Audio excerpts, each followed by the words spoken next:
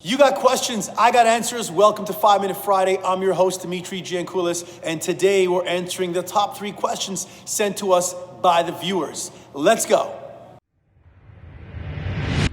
Okay guys, first question.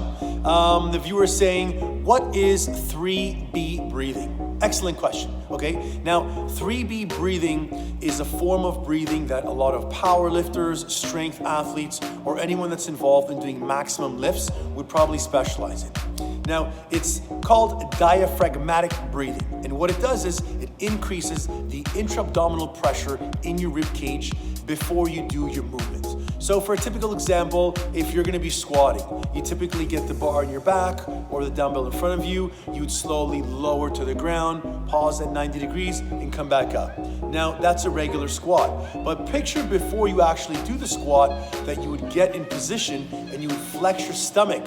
So you're bracing your entire midsection. Right now I'm braced, and you can hear my breathing. It's kind of tight, okay, versus regular. So I'm braced and I'm slowly lowering myself for the squat and then slowly coming up. So that way, in between the actual movements, I'm reducing the risk of injury because I'm ensuring that my spine, my entire core area is super tight and strict, so there's no moving around. I'm stabilizing my midsection and involving more of the muscles in my core. I'm improving my neutral spine position, okay? We wanna be in this position. So this is the trunk of our body. If this part of the body, whether we're pressing overhead, okay, whether we're squatting or lunging, as soon as my body starts to turn or turn in different areas, that's where injury kicks in. And more importantly, it keeps the power, the base power from the trunk going out to extremities. So if you're doing a deadlift and you grab onto the bar, you arch your back and you just stand up without paying attention to, I'm gonna brace my midsection before my breath, I'm gonna lock my lats in tight, I'm gonna squeeze my grip tight, I'm gonna flex my legs tight, and then I'm gonna deadlift, you'll notice that you have minimum 10 to 15% more power, okay? Hope you enjoyed that answer. Next, what is the rest, pause principle? Okay, rest, pause, that's right. So the rest, pause principle is a principle that is based on intensity extending method. Now, it's been praised by many hypertrophy style training programs, many people that want to look at gaining muscle. Hypertrophy means to increase the size of your muscle. Hyper for the Greek word to increase.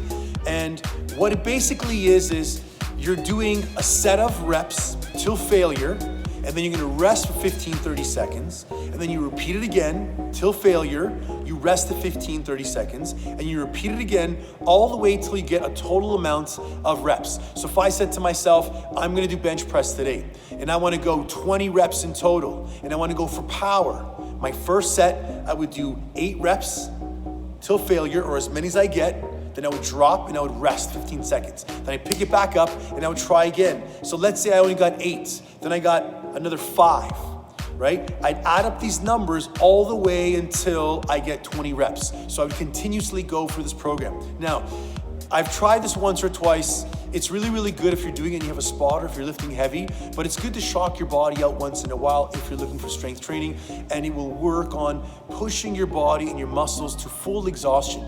Your rate of recovery will increase. You'll notice your resting heart rate will go up and it will drop right away. So it's a really good way to change your training program, okay? Number 3, what is the pause press principle? Okay, these are cool questions. Whoever wrote these must have been into bodybuilding, old school bodybuilding. So for the pause press principle, this is one thing that I love telling my clients to do when I'm training them. What you're looking at doing is you're focusing on the eccentric load of the movement. So concentric means I'm pressing forward, eccentric, I'm lowering down.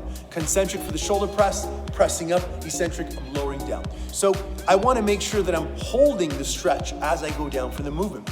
So for example, if I'm doing a bench press and I'm coming down with the movement, with the barbell, I want to hold 1, 2, that's my pause, and then I press back up. I'm slowly lowering 1, 2, 3, 4, I'm gonna hold it, and then I'm pressing back up, okay? You're focusing on increasing the load, increasing the volume, and you're increasing the time under tension for that actual muscle. So if it's my bicep, the entire bicep is getting challenged far more than me just curling up and down. So on the way down, I would come down, I'd stop, I'd wait, and then I come right back up.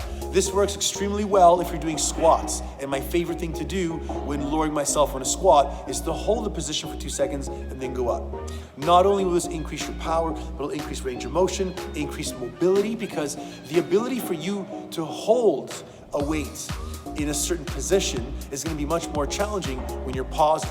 Okay, so increase range of motion, increase mobility, increase stability of the joint, and increase strength. Hope you enjoyed these tips. If there's anybody you know that can benefit from any of these 3 tips today, please send them it so they can learn it. Please follow us on Instagram and Facebook. And if you could do us a favor, give us a thumbs up on YouTube, subscribe to YouTube. You never know who you could be helping out with these messages. And remember, when it comes to health and fitness, attitude is everything. Take care for now.